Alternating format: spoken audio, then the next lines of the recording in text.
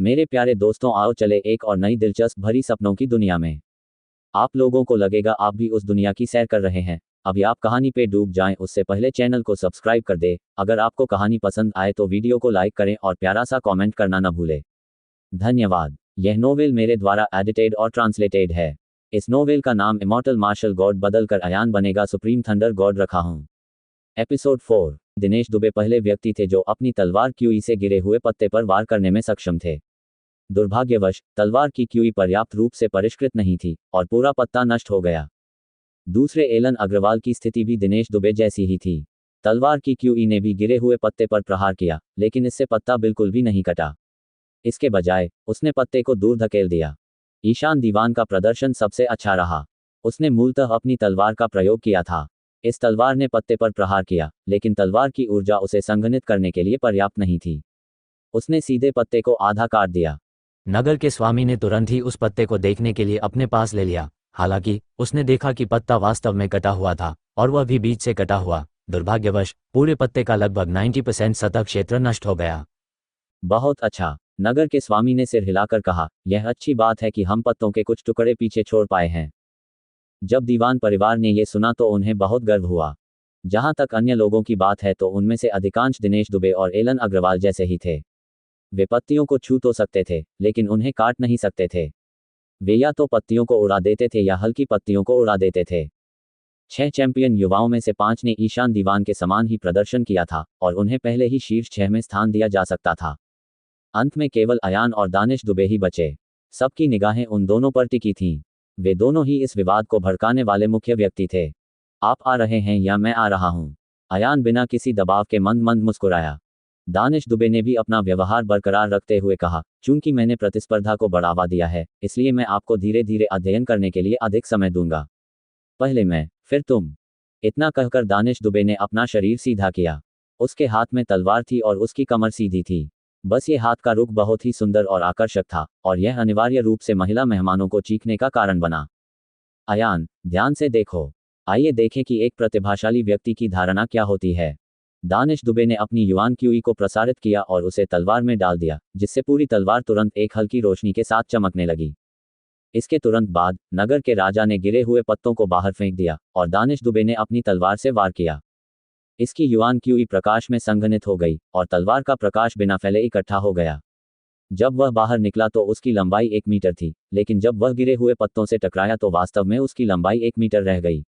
ये लगभग कहा जा सकता है कि इसमें जरा भी अपव्यय नहीं हुआ।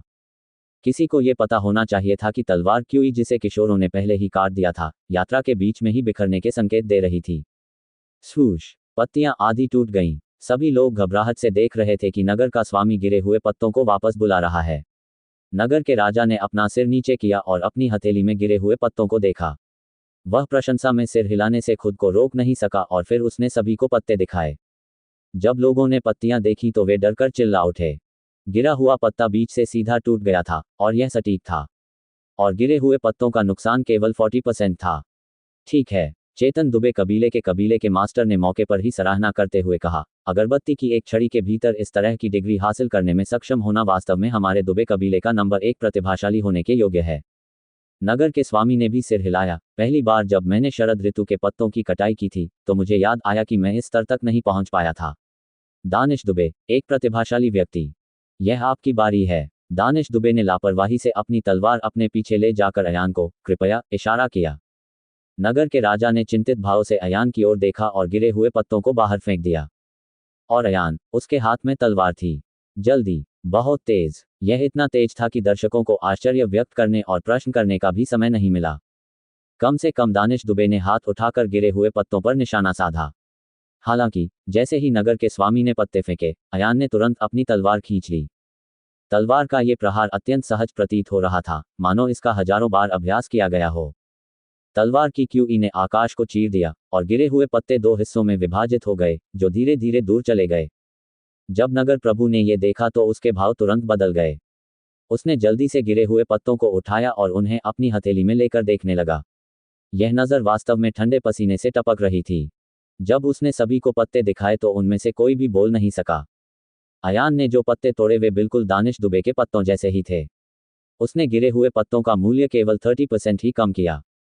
हालांकि ये 3 पूर्व शर्तों पर आधारित था। बहुत सोच विचार के बाद ही उसे रास्ता पता चला। पहली बात तो ये कि दानिश दुबे अयान से 6 या 7 साल बड़े थे और वे ओरिजिन रियल्म के विशेषज्ञ भी थे। उन्होंने अयान की तुलना में मार्शल आर्ट सीखने में अधिक समय बिताया। दूसरा, अयान ने अपनी तलवार और भी तेजी से खींच ली। ये कहा जा सकता है कि उन्होंने कोई तैयारी भी नहीं की और सीधे हमला कर दिया, लेकिन दानिश दुबे ने ऐसा किया। तीसरा, युआन क्यूई स्वयं पहले की तुलना में अधिक सघन हो गया था। पहले मौसम का बिगड़ना बहुत आसान था। तलवार क्यूई की एक लकीर आमतौर पर 5 से 6 मीटर के भीतर सबसे पूर्ण होती थी और यह सबसे शक्तिशाली भी होती थी। लेकिन इस दूरी से आगे यह आसानी से ढह जाएगा और इसका आकार भी बदल जाएगा। हालांकि युआन क्यूई ऐसा नहीं था। शक्तिशाली विशेषज्ञों के हाथों में युआन क्यूई को सैकड़ों फीट या यहां तक कि हजारों फीट या यहां तक कि दसियों हजार फीट तक काटा जा सकता है। बेशक ये खेती की तकनीक की मजबूती पर निर्भर करता था। एक शक्तिशाली साधना तकनीक मौसम से पहले युआन क्यूई को बेहतर ढंग से संघनित कर सकती है, जिससे वह एकत्रित हो सके और बिखर न सके। हालांकि दानिश दुबे और अयान ने एक ही साधना पद्धति का उपयोग किया। जहां तक दानिश दुबे का सवाल है, उन्होंने युआन क्यूई का इस्तेमाल किया जो स्वाभाविक रूप से पिछले मौसम की तुलना में अधिक मजबूत था। न्यायाधीश, हालांकि सिटी लॉर्ड ने यह नहीं बताया कि कौन अधिक शक्तिशाली है, लेकिन दानिश दुबे के चेहरे पर भाव देखना बहुत कठिन था। ये कैसे हो सकता है? ये कैसे हो सकता है? सेन उपनाम वाला वह बच्चा ऐसा कैसे कर सकता है?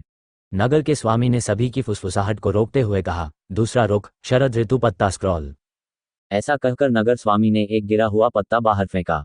इसके बाद उसके पैरों के नीचे का भाग हवा के साथ उड़ गया और उसका पूरा शरीर गिरे हुए पत्ते के नीचे तक पहुंचने के लिए हल्के कदम उठाने लगा।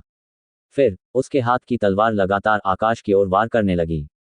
तलवार की रोशनी की धारियां एक दूसरे को काट रही थीं, लेकिन वे कभी गिरे हुए पत्तों को नहीं छू रही थीं।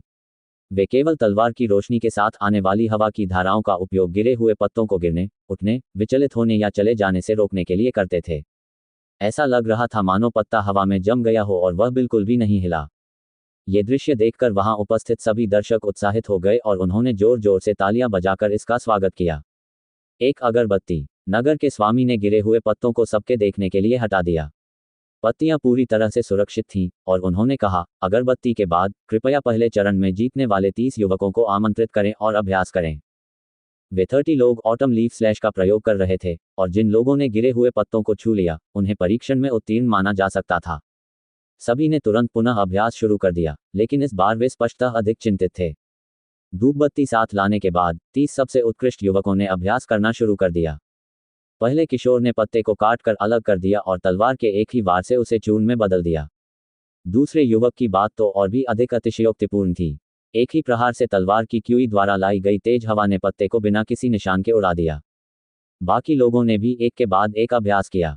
उन्होंने नगर के स्वामी के उदाहरण का अनुसरण किया और तलवार क्यूई की किस्में काट दी, जिसका उद्देश्य तलवार क्यूई द्वारा लाई गई तेज हवाओं के साथ एक दूसरे का प्रतिकार करना था, जिसके परिणामस्वरूप गिरे हुए पत्ते हमेशा आसमान में उड़ते थे।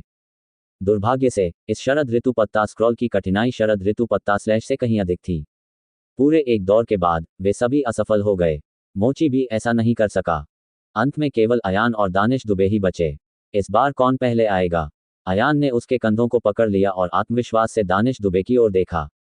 दानिश दुबे ने दांत पीस लिए और क्रोधित भाव के साथ मैदान के बीचों बीच चले गए। नगर के राजा ने गिरे हुए पत्तों को त्यागने के बाद तेजी से एक कदम आगे बढ़ाया। उसने देखा कि उसके हाथ में तलवार लगातार कट रही है। तलवार की रोशनी की धारियां आकाश की ओर घूम रही हैं। जहां तक उस पत्ते की बात है, वह तलवार की रोशनी से बहती हवा में लगातार ऊपर नीचे उछल रहा था, एक दूसरे से टकरा रहा था और अस्थिर रूप से डोल रहा था। ये पहले से ही अत्यंत दुर्लभ था। इसे देखकर हर कोई नशे में था। जय जयकार की लहरें गूंज उठीं। अंत में दानिश दुबे ने गिरे हुए पत्ते को लगभग 10 सांसों तक हवा में ही रहने दिया, फिर गलती के कारण वह जमीन पर आ गिरा। इस संसार की एक सांस एक सामान्य व्यक्ति द्वारा सांस लेने और छोड़ने में लिए गए समय का प्रतिनिधित्व करती है। ये लगभग 4 सेकंड का समय था तथा 10 सांसें 40 सेकंड के बराबर थीं, जो लगभग 1 मिनट था। यह आपकी बारी है। दानिश दुबे ने घबराहट से पसीना पोंछा। उसका चेहरा आत्मविश्वास से भरा था। उनका मानना था कि इस बार अयान किसी भी कीमत पर उनसे आगे नहीं निकल पाएगा। अयान मुस्कुराया और खुली जगह में चला गया। फिर नगर के स्वामी ने गिरे हुए पत्तों को दूर फेंक दिया। इसके तुरंत बाद अयान के हाथ में वास्तव में एक तलवार थी। उसका बायां हाथ उसकी पीठ के पीछे था और उसने लापरवाही से तलवार से वार कर दिया। तलवार क्यूई आकाश में उड़ गई, आकाश में गिरती पत्तियों को उड़ाती हुई उसके बाद दूसरी, तीसरी, चौथी और पांचवी तलवारें आईं, तलवार के बाद तलवार, तलवार के बाद तलवार। तलवार की क्यूई की किस्में साफ और समतल थीं, जैसे कि चावल के कागज पर स्याही ब्रश से रूलर से लिखी गई उत्तम रेखाएं हों। ऐसा लग रहा था कि वह लापरवाही से काम कर रहा था, लेकिन वास्तव में तलवार की क्यू अत्यंत सटीक थी, न अधिक न कम। प्रत्येक तलवार क्यूई में समान शक्ति, समान गति तथा संघनन की समान मात्रा थी। ऐसा लग रहा था जैसे पत्ता आसमान में हिलना बंद हो गया हो। वह न तो हिला, न ही कांपा। वहां एक बार फिर मौत जैसा सन्नाटा छा गया। अगर ये कहा जाए कि पहले दौर का शहर का स्वामी अभी भी दानिश दुबे के चेहरे की देखभाल करने में सक्षम था, तो उसने अयान और दानिश दुबे को ऊपरी हाथ नहीं दिया। इस दूसरे दौर में कोई भी आंख वाला व्यक्ति ये देख सकता था कि सबसे शक्तिशाली प्रतिभाशाली व्यक्ति कौन है। दानिश दुबे का चेहरा हताशा से भरा हुआ था। उसका चेहरा दबाए जाने से पूरी तरह लाल हो गया था। उसने कभी नहीं सोचा था कि वह अयान के लिए चीजें मुश्किल बनाना चाहेगा, लेकिन अंत में उसे अयान से चेहरे पर जमकर पिटाई मिली। ये गिनती में नहीं आता। इस समय दानिश दुबे को अपनी इज्जत की कोई परवाह नहीं थी। उन्होंने गुस्से से कहा, मैं जिन खेती विधियों का उपयोग करता हूं, वे सभी उन्मत्त प्रकार के पक्षपाती हैं। ये ब्लू क्लाउड तलवार तकनीक स्पष्ट रूप से मेरी मार्शल आर्ट विशेषताओं के अनुरूप नहीं है। इसीलिए अयान ने मेरा फायदा उठाया। जैसे ही ये शब्द बोले गए, नगर प्रभु की भौहें थोड़ी सिकुड़ गईं। उसने मन ही मन सोचा कि ये दानिश दुबे दिखने में सुंदर और शालीन है, लेकिन वास्तव में यह एक तुच्छ व्यक्ति है। अगर वह हार गया तो हार ही जाएगा, लेकिन उसने ये स्वीकार करने से इनकार कर दिया। ठीक है तो फिर, नगरपाल ने सिर हिलाया। चूंकि इस राउंड में केवल आप दोनों ही जीते हैं, इसलिए तीसरा राउंड शुरू होगा। तीसरे चरण में सिटी लॉर्ड ने ब्लू क्लाउड तलवार का अभ्यास किया। इस चाल का नाम खेती तकनीक के समान ही था। ये देखा जा सकता है कि यह सबसे कठिन और शक्तिशाली कदम था। नगर के राजा ने गिरे हुए पत्तों को बाहर फेंक दिया, और वह गिरे हुए पत्तों से 10 मीटर की दूरी पर एक सीधी रेखा में खड़ा हो गया। हालांकि उन्होंने गिरे हुए पत्तों को तेजी से काटने के लिए तलवार की किरणों का इस्तेमाल किया। तलवार की रोशनी की टक्कर से गिरा हुआ पत्ता आगे पीछे झूलने लगा, ऊपर नीचे उछलने लगा, अंततः जमीन पर आ गिरा और नगर के स्वामी ने उसे वापस ले लिया। भयावह बात यह थी कि जब उन्होंने इसे सबको दिखाया तो सभी के चेहरे डर से पीले पड़ चुके थे। गिरा हुआ पत्ता टुकड़ों में कटा हुआ नहीं था, बल्कि पत्ते की सतह पर एक साफ सुथरा और सुंदर शब्द तलवार लिखा हुआ था। यहाँ तक कि अयान भी इस दृश्य की सराहना करने से खुद को रोक नहीं सका। ऐसा लग रहा था कि नगर स्वामी आयुष सरदार में सचमुच कुछ कौशल था। ये देख दानिश दुबे का चेहरा पहले से काफी पीला पड़ चुका था। जाहिर है, वह बहुत थका हुआ महसूस कर रहा था। धूपबत्ती के बाद अयान और Danish Dubey blue cloud sword के आखिरी राउंड में प्रतिस्पर्धा करने जा रहे थे। अन्य प्रतियोगी तो दूर से ही उसे देख सकते थे, लेकिन जिस तरह से वे अयान को देखते थे वह बहुत अलग था। ये कहा जा सकता है कि उनकी आंखों में एक प्रकार का भय था, मानो वे किसी राक्षस को देख रहे हों। वह नहीं जानता था कि उसके और अयान के बीच प्रतिभा में कितना अंतर था। मैं पहले जाऊंगा। दानिश दुबे ने गहरी सांस ली और तैयार हो गए। चेतन दुबे के चेहरे पर बहुत घबराहट थी। वह जानता था कि दानिश दुबे निश्चित रूप से ये काम अच्छे से नहीं कर पाएंगे, लेकिन उन्हें उम्मीद थी कि अयान निश्चित रूप से इससे भी खराब प्रदर्शन करेगा। शुरू करना। नगर के राजा ने गिरे हुए पत्तों को फेंक दिया। दानिश दुबे ने गहरी सांस ली और तुरंत हाथ में ली तलवार से वार कर दिया। तलवार की किरणें बेतरतीब ढंग से निकल रही थीं, जिससे गिरे हुए पत्ते ऊपर नीचे हिल रहे थे। हालांकि ये स्पष्ट था कि पत्तियां बहुत खराब स्थिति में थीं। जब पत्ते जमीन पर गिरे तो नगर के राजा ने उन्हें वापस ले लिया और सबको दिखाया। पत्ता पहले ही बुरी हालत में काट दिया गया था। इसकी सतह का 50% भाग नष्ट हो चुका था। शेष पत्ते की सतह पर केवल एक विरोधाभासी शब्द तलवार टेढ़ा मेढ़ा दिखाई दे रहा था। इसके अलावा इस तलवार का केवल ऊपरी आधा भाग ही बचा था, तथा निचला आधा भाग येजी के साथ ही गायब हो गया था। दानिश दुबे ने दांत पीसकर अयान को घूर कर देखा। उसने मन ही मन सोचा कि यदि मैं ये कर सकता हूं, तो तुम निश्चित रूप से ऐसा नहीं कर पाओगे। सबकी नजर एक बार फिर अयान पर टिक गई। छोटे अयान, तुम तैयार हो? नगर स्वामी ने एक नया पृष्ठ फेंका। अयान के चेहरे पर अभी भी मुस्कान थी। उसने अपना बायां हाथ पीठ के पीछे रखा हुआ था और उसके हाथ में एक तलवार थी जो आकाश में गिरे हुए पत्तों पर निशाना साधे हुए थी। ये सीधे 9 तलवारें थी। जल्दी। उसकी गति भयावह रूप से तेज थी। उसने एक के बाद एक तलवार क्यूई नहीं काटी, बल्कि अपनी सबसे तेज गति का उपयोग करके एक साथ 9 तलवार क्यूई काट डाली। तलवार क्यूई की 9 लड़ियां एक के बाद एक पत्तों पर वार करती रहीं। तलवार क्यूई के प्रत्येक धागे ने पत्तियों को अलग नहीं किया, केवल तलवार क्यूई की धार के निशान ही छोड़े। अभ्यास एक क्षण में ही समाप्त हो गया। सुंदर। नगर प्रभु को अब अपनी पहचान की कोई परवाह नहीं रही और वह वहीं चिल्ला उठा। गिरे हुए पत्तों को वापस लाने के बाद उनके चेहरे पर अद्भुत भाव थे और फिर उन्होंने वे पत्ते सभी को दिखाए। तलवार, गिरे हुए पत्ते पर तलवार शब्द अतुलनीय रूप से स्पष्ट और सत्य था। इसके अलावा इस तलवार चरित्र में वास्तव में तलवार का आकर्षण, तलवार की गंध और तलवार की आत्मा शामिल थी। यदि नगर प्रभु का लिखना शब्द मात्र एक शब्द होता, उस स्थिति में अयान द्वारा लिखा गया तलवार का पात्र वास्तव में तलवार की तीक्ष्णता को दर्शाता है। इसमें एक आकर्षण था। नगर के राजा ने गिरे हुए पत्तों को पकड़ लिया और काफी देर तक अवाक रहे। अयान के तलवार के पात्र उसके अपने पात्रों जितने सुंदर तो नहीं थे, लेकिन उनमें ऐसा स्वाद था जिसे वह लिख भी नहीं सकता था। इस तरह का चरित्र तब तक नहीं लिखा जा सकता था जब तक कि वह दर्जनों वर्षों तक तलवार दाव के मार्ग में डूबा न हो। हालांकि इस तरह का चरित्र एक 16 वर्षीय युवक द्वारा लिखा गया था। यह बिल्कुल अकल्पनीय था। वहां उपस्थित सभी लोगों के मुंह बड़े हो गए थे और वे सदमे में सांस लेना ही भूल गए थे। दानिश दुबे, अयान ने पलटकर अपनी तलवार वापस खींच ली। वह वहां एक सुंदर ढंग से पीछे हटी हुई मुद्रा में खड़ा था। उन्होंने दानिश दुबे की ओर इशारा करते हुए कहा, आपको और क्या कहना है? दानिश दुबे का पूरा चेहरा लाल और बैंगनी और नीला हो गया था और वह चाहता था कि उसे जमीन में कोई दरार मिल जाए। अपने पूरे जीवन में उसने मार्शल आर्ट में इतनी बड़ी हार का सामना कभी नहीं किया था, खासकर तब जब वह जियांटियन क्षेत्र के पहले स्तर पर एक 16 वर्षीय युवक से हार गया था। हार की इस भावना ने दानिश दुबे को इसे स्वीकार करने के लिए अनिच्छुक बना दिया और वह इसे स्वीकार करने के लिए बिल्कुल भी तैयार नहीं थे। यह सही है। काफी देर बाद नगर प्रभु ने लंबी सांस ली और कहा, तुम दोनों ने अच्छा किया। दरअसल मुझे लगता है कि नहीं। दानिश दुबे ने दहाड़ लगाई। वह इतना क्रोधित था कि उसके लंबे बाल पागलों की तरह नीचे गिर पड़े। डैनिश, नगर प्रभु ने भौहें सिकोड़ी। दानिश दुबे ने गुस्से में कहा, यह कैसा समझदारी भरा विचार है। ये परीक्षा तो बस एक व्यक्ति की प्रतिभा का परिणाम है। इसका समझ से क्या संबंध है? मैं मानता हूं कि सेन उपनाम वाला यह छोटा सा लड़का मुझसे ज्यादा चतुर है। तो क्या हुआ? बुद्धिमान। एक महिला को स्मार्ट होना चाहिए। यह मार्शल आर्ट है, सिलाई नहीं। दानिश दुबे पूरी तरह से अपना व्यवहार खो चुके थे, जिससे हर कोई स्तब्ध रह गया। तो फिर आपको क्या लगता है हमें क्या करना चाहिए? नगर प्रभु ने भौहें सिकोड़ी। वह मूल रूप से दानिश दुबे को एक कदम पीछे हटना चाहते थे, लेकिन दानिश दुबे को यह पसंद नहीं आया। अयान ने मंद मुस्कान के साथ दानिश दुबे की ओर देखा। उसने देखा कि इस लड़के ने अपनी गरिमा और पहचान खो दी है। उसने देखा कि सभी के दिलों में उसे एक दुष्ट के रूप में लिखा गया था। दानिश दुबे ने गुस्से में कहा, समझ से प्रतिस्पर्धा करने के लिए स्वाभाविक रूप से समझने की क्षमता से प्रतिस्पर्धा करना है। फिर हमें एक अथाह साधना तकनीक खोजने की आवश्यकता है और हर कोई समझने की क्षमता के साथ प्रतिस्पर्धा करेगा। कोई और ऐसा नहीं कर सकता, केवल मैं ही यह कर सकता हूं। इसे कहते हैं उच्च स्तर की समझ। क्या केवल मैं ही सफल हो सकता हूं? ये शब्द दानिश दुबे द्वारा कहे गए थे और बेहद कनभेदी लग रहे थे। जाहिर है, दानिश दुबे को बचपन से ही उनके परिवार ने लाड़ प्यार दिया था। वह केवल इतना ही स्वीकार कर सकते थे कि सभी केवल उनकी ही प्रशंसा करें और वह कभी किसी को अपनी प्रसिद्धि चुराने की अनुमति नहीं देंगे। इस तरह का व्यवहार स्पष्ट रूप से एक बच्चे का था जो अपने माता पिता के पक्ष में लड़ रहा था। वह वयस्क कैसे हो सकता है? ठीक है। नगर स्वामी पहले से ही बुरे मूड में था। उन्होंने सिर हिलाया और कहा, क्या मतलब है तुम्हारा? अगली दो साधना तकनीकों की तुलना करने की कोई आवश्यकता नहीं है। कोई जरूरत नहीं है। दानिश दुबे ने हाथ हिलाते हुए कहा, कोई कठिन तकनीक खोजो। ये सबसे अच्छा होगा यदि आप, नगर के स्वामी, इसे न सीखें।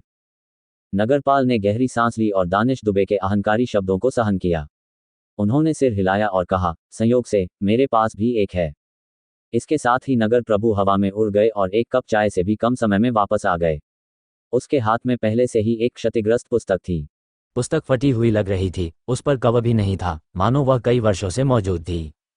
नगरपाल ने कहा, यह तकनीक मुझे युवावस्था में संयोगवश प्राप्त हुई थी। चूंकि यह अपूर्ण है और इसका कभी अभ्यास नहीं किया गया है, इसलिए इस तकनीक का स्तर निर्धारित नहीं किया जा सकता। मेरी राय में यह एक अग्निगुण साधना तकनीक होनी चाहिए, लेकिन अजीब बात यह है कि इसकी साधना तकनीक बहुत अजीब है। चाहे कुछ भी हो, इसकी खेती नहीं की जा सकती। अजीब? अयान ने बाहें सिकोड़ी। उन्होंने देखा कि नगर प्रभु के शब्द कठिन या जटिल नहीं थे, बल्कि अजीब थे। चूंकि आप इस तरह की साधना तकनीक चाहते हैं, तो आपको और अयान को एक साथ आकर इसे समझना चाहिए। नगरपाल ने सीधे अयान और दानिश दुबे को स्वागत कक्ष में आमंत्रित किया और उसके बाद ही उन्हें साधना तकनीक और मंत्र सिखाया। मंत्र सुनते सुनते अयान की बाहें और भी गहरी हो गईं। दूसरी ओर दानिश दुबे ये सुनकर हैरान रह गए। ये खेती की तकनीक बहुत अजीब है। जहां तक मौजूदा भाग का सवाल है, पूरी तकनीक अग्नि विशेषताओं के इर्द गिर्द घूमती है। हालांकि अजीब बात यह थी कि यदि वह मंत्र के अनुसार साधना करता, तो वह जियानतियान को अग्नि ऊर्जा में और युआन क्यूई को युआन क्यूई ज्वालाओं में संघनित नहीं कर पाता। ऐसा लग रहा था जैसे किसी बाहरी व्यक्ति ने इसे बेतरतीब ढंग से बनाया हो। हालांकि उन्होंने इसे ध्यान से चखा और ऐसा लगा कि इसके भीतर किसी प्रकार का सार छिपा हुआ था। अयान ने गुप्त रूप से मौसम को सक्रिय किया और इसका वर्णन करने के लिए साधना तकनीक का उपयोग किया, लेकिन उसने 3 बार प्रयास किया और अपनी अग्नि ऊर्जा को संघनित करने में असफल रहा। अजीब बात है, अयान ने मन ही मन सोचा, दुनिया में कितनी अजीब साधना पद्धति है। हर बार जब अग्नि क्यूई सफलतापूर्वक संघनित हो जाती है तो मौसम अचानक खराब हो जाता है।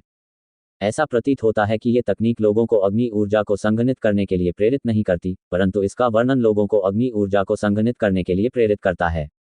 क्या यह असंगत नहीं है? ये हो सकता है, यह सही है, यह सही है। अयान को झटका लगा और वह पसीने से लथपथ हो गया। उसने मन ही मन सोचा, अरे, यह अग्नि गुण साधना तकनीक नहीं है, ये एक बिजली गुण साधना तकनीक है। इस भाग पर विचार करने के बाद अयान ने इसके बारे में फिर से सोचा। हर बार जब वह गहराई से सोचता तो उसे बहुत आश्चर्य होता। ये एक अग्नि बिजली साधना तकनीक थी। वह आग की तरह भड़की और वह गड़गड़ाहट की तरह भयंकर और प्रभावशाली थी। रे बहुत अत्याचारी था। इसके अलावा ये बहुत सघन था, मानो आसमान से बिजली गिर रही हो। इसलिए बिजली से संबंधित खेती के तरीकों से क्षति की सीमा निर्धारित करना अधिकतर कठिन था। यदि वे बन भी जाएं, तो भी वे एक विशाल विद्युत ग्रिड में फैल जाएंगे। युआन क्यूई की खपत अकल्पनीय थी। हालांकि इस पुस्तक ने बलपूर्वक वज्र की शक्ति को आग में बदल दिया। ये ज्वाला की तरह फटा, जिससे बड़े पैमाने पर विनाशकारी घटना घटी, लेकिन इसकी खपत बिजली की तुलना में बहुत कम थी। लोहे के जूतों में पैर डालने के बाद उसके पास खोजने के लिए सचमुच कोई जगह नहीं थी, इसलिए उन्हें प्राप्त करने में उसे ज्यादा प्रयास नहीं करना पड़ा। जिस बिजली गुण साधना तकनीक के बारे में वह दिन रात सोचता रहता था, वह वास्तव में दानिश दुबे की परेशानियों के कारण प्राप्त हुई थी। हालांकि इस तकनीक की शक्ति बहुत चौंकाने वाली थी। अयान ने केवल अभ्यास करने का निर्णय लिया तथा इस अवशेष तकनीक की शक्ति को सार्वजनिक रूप से प्रदर्शित नहीं करने का निर्णय लिया। बाद में नगर के स्वामी ने उन दोनों को वापस प्रांगण में बुलाया और कहा, मैंने 23 साल लगा दिए, लेकिन मैं इस तकनीक को विकसित करने में असमर्थ रहा। इसलिए आज मैं तुम्हें अधिक समय दूंगा। 3 अगरबत्तियां। इसके अलावा मैं नहीं चाहता कि आप वास्तव में इसकी खेती करने में सक्षम हों। तुम्हें मुझे सच बताने से पहले केवल 3 अगरबत्तियों की जरूरत है। ये सुनकर अयान मुस्कुराया। वह जानता था कि वह जीतेगा। दानिश दुबे संभवतः सफल नहीं हो सकते। ऐसा इसलिए था क्योंकि इस क्षतिग्रस्त पुस्तक को सीखने के लिए लाइटनिंग मेरिडियन प्रतिभा का होना आवश्यक था। यहाँ तक कि दानिश दुबे भी इस क्षतिग्रस्त पुस्तक के रहस्यों के बारे में नहीं सोच सके। इसके बाद 3 अगरबत्तियों की गिनती शुरू हुई। अयान चुपचाप बैठ गया और साधना करने लगा। तीनों अगरबत्तियां जल्दी ही खत्म हो गईं, और वह क्षण जिसका सभी को इंतजार था, आखिरकार आ ही गया। नगर के राजा ने ताली बजाकर संकेत दिया कि समय समाप्त हो गया है। इस क्षतिग्रस्त पुस्तक में मंत्र के परिचय के अनुसार एक अधूरे मंत्र का अभ्यास एक चाल में किया जा सकता है।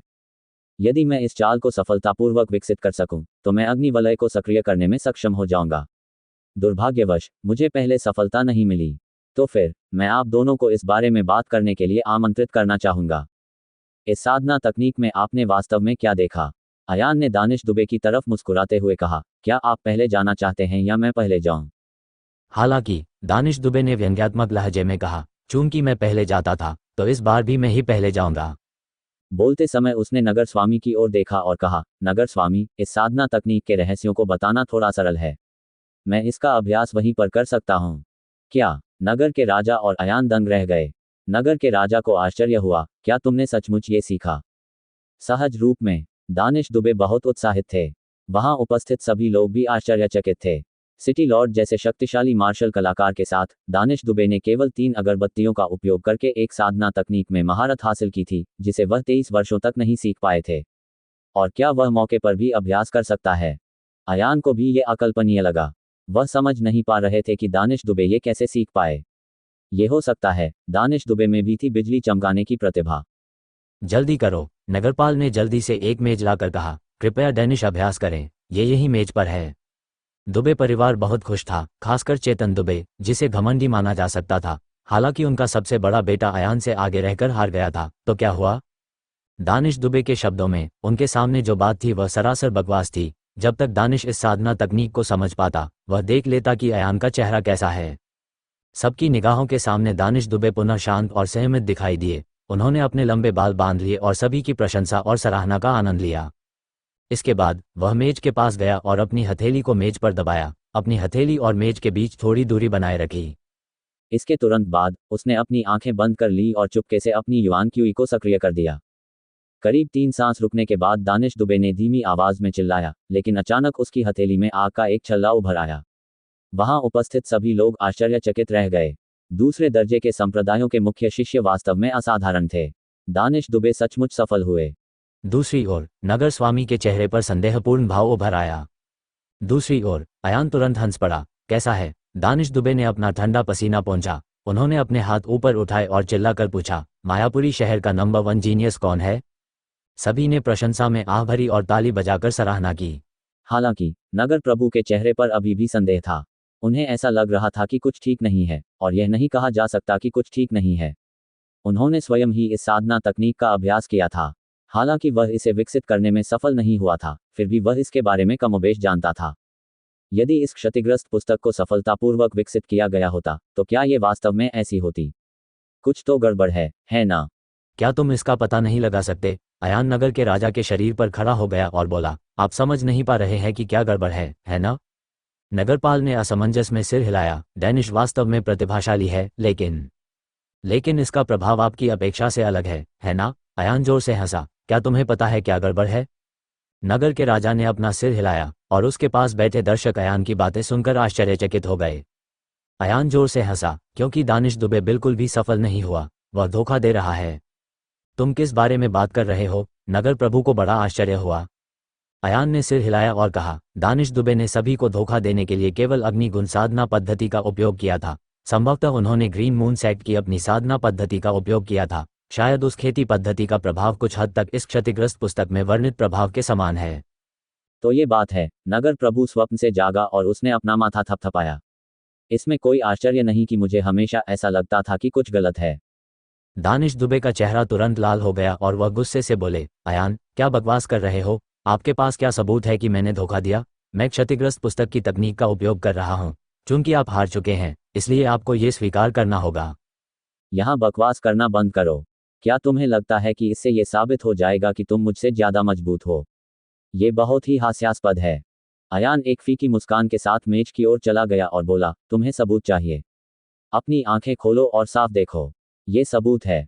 ऐसा कहते हुए अयान का दाहिना हाथ मेज पर दबा और उसकी हथेली के बीच से चटचटाहट की आवाज आई। इसके तुरंत बाद आग का एक बहुत ही अजीब सा छल्ला फैल गया। आग का छल्ला वास्तव में क्रिस्टल नीले रंग का था। ये वास्तव में पिछले मौसम से संघनित अग्नि ऊर्जा थी, लेकिन इसका रंग बहुत अजीब था। इससे भी अधिक विचित्र बात यह थी कि आग के गोले से मेज जलकर राख नहीं हुई, बल्कि तुरंत पूरी मेज टूट गई। ऐसा लग रहा था जैसे 5 घोड़ों की लाश को चीर दिया गया हो और मेज को सीधे उड़ा दिया गया हो, जिससे वह हर जगह फैल गई हो। विस्फोट की शक्ति लपटों के उच्च तापमान के कारण नहीं थी, बल्कि विस्फोट की घातकता के कारण थी। मौके पर मौजूद मेहमान तालियां बजाने से खुद को रोक नहीं सके। यह उनके हृदय की गहराइयों से उत्पन्न प्रशंसा के कारण था, इतना अधिक कि वे अस्थायी रूप से अपनी स्थिति के बारे में भूल गए। यदि वह ऐसा करना भूल गया तो क्या वह दुबे वंश और दानिश दुबे को नाराज कर देगा? आज रात अयान का कौशल चौंकाने वाला था। उन्होंने जो प्रतिभा प्रदर्शित की वह सचमुच अद्भुत थी। दानिश दुबे, आपको और क्या कहना है? अयान ने उदासीनता से दानिश दुबे को देखा। इस बार दृश्य तुरंत शांत हो गया। सबको पता था कि दानिश दुबे हार गए हैं। इसके अलावा उनकी हार बहुत शर्मनाक थी। उनका बहुत ऊंचा दर्जा था। दरअसल उसने अपने से 5 या 6 साल छोटे युवक के खिलाफ जीतने के लिए धोखा करने का फैसला किया। यह एक अपमान था। बस इतना ही हुआ कि मौके पर किसी ने हंगामा करने की हिम्मत नहीं जुटाई। सभी लोग चुपचाप दानिश दुबे को देखते रहे और उनकी प्रतिक्रिया का इंतजार करने लगे। दानिश दुबे खाली जमीन पर खड़े थे। उसका चेहरा पहले पीला पड़ा, फिर धीरे धीरे लोहे के हरे रंग में बदल गया। अंततः वह लाल हो गया और उसकी आंखें भी लाल हो गईं।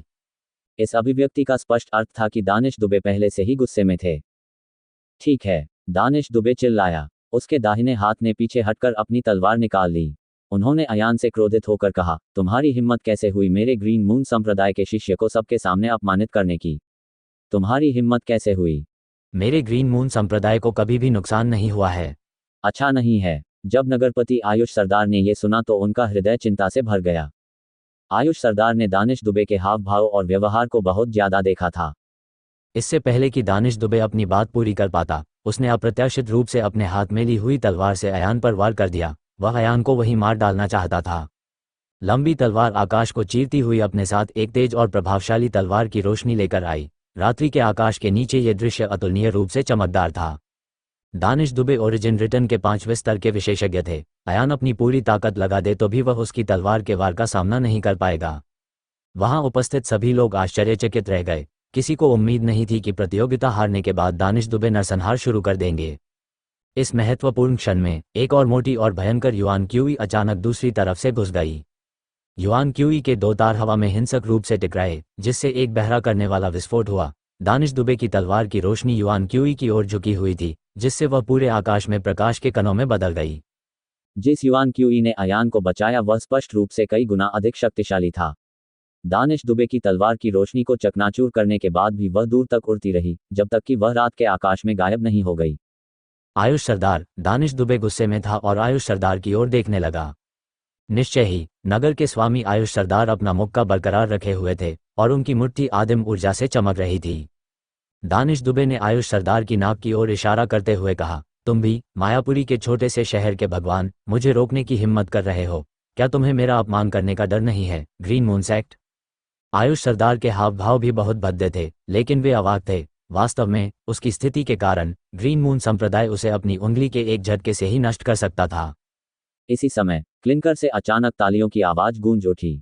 सभी ने एक साथ तालियों की गड़गड़ाहट की ओर देखा और देखा कि अयान मुस्कुरा रहा था और तालियां बजा रहा था।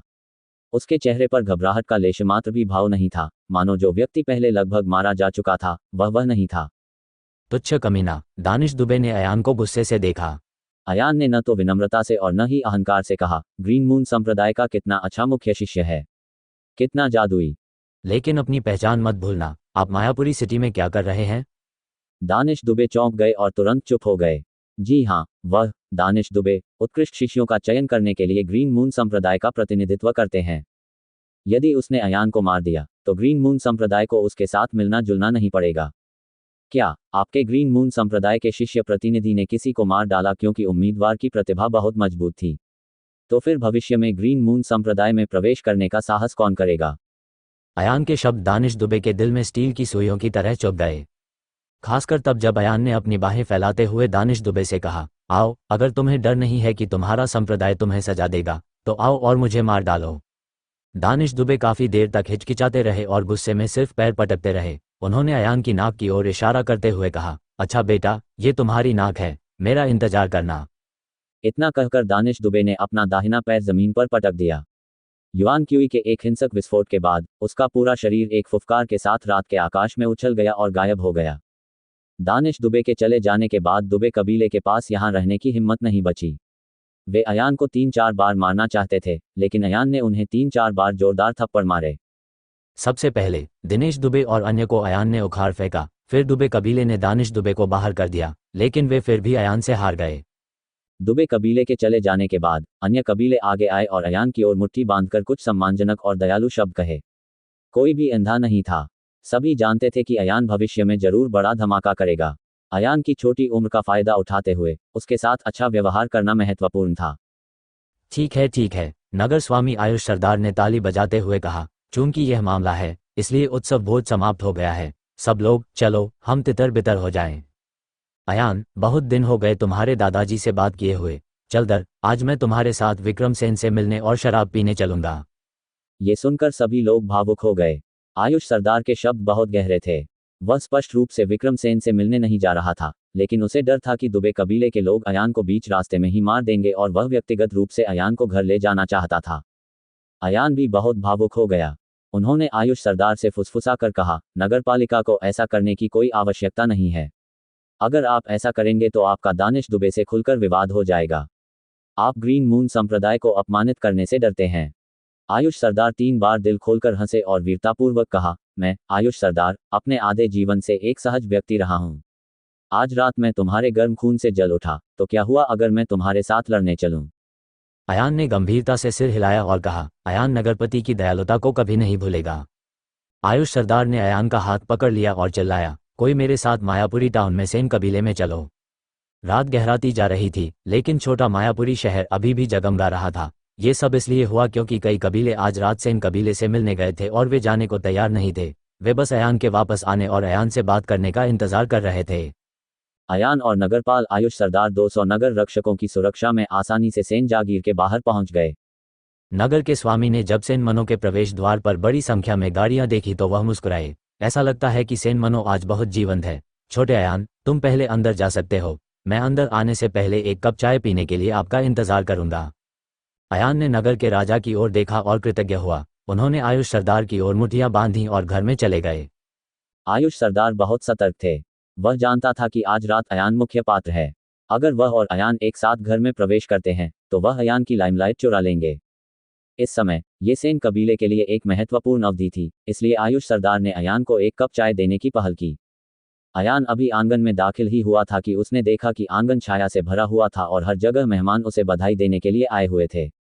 हालांकि इस समय माहौल थोड़ा अजीब लग रहा था। अयान वापस आ गया है। जब आसपास की भीड़ ने अयान को देखा तो सभी मुस्कुराए और उसका अभिवादन किया। अयान ने भीड़ की ओर एक एक करके सिर हिलाया। जिस रास्ते को सभी ने खोल रखा था उसमें उसने बीच में सैकड़ों अजनबियों को अपने दादाजी से सामना करते देखा।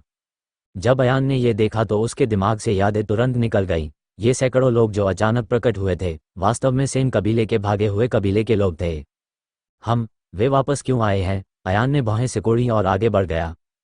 हाँ, ये छोटा अयान होगा। मैंने उसे वर्षों से नहीं देखा है। वह सचमुच एक वयस्क की तरह दिखता है। सैकड़ों नए लौटे कबीले के लोगों में से 3 बूढ़े लोगों ने अयान के कदम रोक दिए। अयान ने बाहें सिकोड़ी। ये 3 लोग जिन्हें वह जानता था वे उसके अपने चाचा, उसके तीसरे चाचा और उसके चौथे चाचा थे। विक्रम सेन के कुल 4 भाई थे। उनमें से सबसे बड़े भाई, तीसरे बड़े और चौथे बड़े सेन कबीले के 3 बड़े बुजुर्ग थे, जबकि विक्रम सेन दूसरे बड़े थे और उन्हें सेन कबीले के कबीले प्रमुख का पद विरासत में मिला था। हालांकि जब अयान ने तीनों बुजुर्गों के हाव भाव और अपने दादा विक्रम सेन के बदसूरत चेहरे को देखा तो उसे एहसास हुआ कि चीजें इतनी सरल नहीं थीं। अपने चचेरे भाई, ममेरे भाई और ममेरी बहनों को देखकर, जिन्हें उसने बहुत दिनों से नहीं देखा था, उन सभी के चेहरों पर अहंकार के भाव थे। जहां तक उसके माता पिता का सवाल है, वह उन्हें अचानक नहीं ढूंढ पाया। ध्यानपूर्वक खोजने पर उन्हें पता चला कि वास्तव में भीड़ ने उन्हें किनारे पर धकेल दिया था। इस दृश्य को देखकर अयान की आंखें सिकुड़ गईं। मालिक, तीसरा भाई, चौथा भाई। विक्रम सेन ने गहरी सांस ली और उसका चेहरा पानी की तरह डूब गया। क्या ये हो सकता है कि आपने अभी जो कहा वह सच हो? यह सही है। स्वाभाविक रूप से यह गंभीर है। महान बुजुर्ग आगे बढ़े और एक मुस्कान के साथ कहा, जो मुस्कान नहीं थी, हम भी सेन कबीले के सदस्य हैं। हमारे लिए सेन वंश की आधी संपत्ति वापस लेना स्वाभाविक है। यह सही है। एक युवक महान बुजुर्ग के पास खड़ा होकर मदद करने लगा। यह व्यक्ति ग्रेट एल्डर का पोता लुकास सेन था। लुकास सेन ने विक्रम सेन से कहा, बूढ़े दादाजी, अतीत में आप सेन वंश की आधी संपत्ति पर नियंत्रण रखते थे, जबकि मेरे दादा, तीसरे पिता और चौथे पिता मिलकर शेष आधी संपत्ति पर नियंत्रण रखते थे। अब जब हम सेन कबीले में वापस आ गए हैं तो ये अभी भी पहले जैसा ही है और अब भी वैसा ही है। इन लोगों की बातें सुनकर अयान लगभग हंस पड़ा। इन लोगों के साथ वे पैसे बांटने के लिए वापस आए। ये देखकर कि सेन वंश पुनः उठने वाला है, वे पाई का एक टुकड़ा लेने के लिए वापस दौड़े। इससे पहले सेन वंश दरिद्र था। बाद में अयान 5 से 6 मिलियन सोने के सिक्के वापस लाया। शर्त जीतने के बाद वह 3 मिलियन स्वर्ण सिक्के वापस ले आया। इसके अलावा आज अनगिनत मेहमान उपहार देने आए थे। ये बहुत बड़ी संपत्ति थी। लोगों का ये समूह पहले सेन कबीले को छोड़कर भाग गया था, लेकिन अब वे वापस आकर पैसे बांटना चाहते थे। अबेकस थोड़ा ज्यादा अच्छा था। विक्रम सेन क्रोधित हो गए। उन्होंने गुस्से से कहा, हमारा सेन वंश मृतकों में से वापस आने में सक्षम था क्योंकि छोटे अयान ने स्थिति को बदलने का प्रयास किया था। यदि नगर के चुनावों में उनकी प्रतिभा न होती तो हमारे सेन वंश को वर्तमान दर्जा कैसे मिलता? तुम लोग सचमुच बेशर्म हो। तीसरे बुजुर्ग ने हंसते हुए कहा, हम स्वाभाविक रूप से जानते हैं कि ये छोटे अयान का योगदान था, इसलिए हम किसी भी चीज के लिए छोटे अयान के साथ प्रतिस्पर्धा नहीं करेंगे। वह सेन वंश के कुलपति के भावी उत्तराधिकारी बने रह सकते हैं। यह सही है। तीसरे बुजुर्ग के पोते ने कहा, हम भाइयों ने छोटे अयान के उत्तराधिकारी का पद छोड़ दिया है। हम बस अपनी संपत्ति का हिस्सा वापस चाहते हैं। विक्रम सेन सबकी बातें सुनकर अवाक रह गए। वास्तव में सभी लोग सेन कबीले के सदस्य थे और उन सभी के निकट संबंधी थे। उनके अनुरोध को अस्वीकार करना विक्रम सेन के लिए असंभव हो गया। चौथे बुजुर्ग ने एक और आग उगलते हुए कहा, क्यों दूसरे भाई, क्या आप हमें सेन कबीले में वापस जाने की योजना नहीं बना रहे हैं? आप सेन कबीले पर हावी होना चाहते हैं? दादाजी, देखो आपने क्या कहा। एक सुंदर लड़की ने अपना मुंह ढक लिया और हंसते हुए बोली, दूसरे दादाजी सबसे समझदार हैं। वह ऐसा कैसे कर सकता है? अन्यथा वह अपने पूर्वजों का सामना कैसे करेगा? इस समय अयान अचानक हंस पड़ा। सभी लोग जोर जोर से बहस कर रहे थे, तभी अयान की हंसी अचानक सुनाई दी। सभी लोग अयान को अजीब भाव से देखने लगे। जो मेहमान उसे बधाई देने आए थे, वे चुपके से देख रहे थे। वे इस अवसर का उपयोग यह देखने के लिए करना चाहते थे कि क्या ये युवक, अयान, ऐसे दृश्य से निपटते समय घबराएगा। यदि अयान का प्रदर्शन अच्छा था तो इसका मतलब था कि आज हर कोई बधाई देने आया था। यह सही उपहार था। यदि अयान को वापस लौट रहे आदिवासियों ने पकड़ लिया था तो इसका मतलब था कि अयान कोई बड़ा नाम नहीं था। छोटे भाई अयान, क्या तुम कुछ कहना चाहते हो? ग्रैंड एल्डर के सबसे बड़े पोते लुकास सेन ने मुस्कुराते हुए पूछा। अयान ने सीधे उत्तर नहीं दिया। इसके बजाय वह मुस्कुराते हुए भीड़ की ओर चला गया और अपने माता पिता को अपनी ओर खींच लिया। पिताजी, माताजी, आप लोग यहीं खड़े रहें। अयान ने अपने माता पिता को विक्रमसेन के पास खड़ा किया और कहा, यह आपके दो बुजुर्गों की स्थिति है, कोई भी इसे छीन नहीं सकता। अच्छा, सभी ने चुपके से अपने अंगूठे उठाए। पहला कदम अपने माता पिता की स्थिति को स्पष्ट करना था। ये कार्य बहुत सुंदरता से किया गया।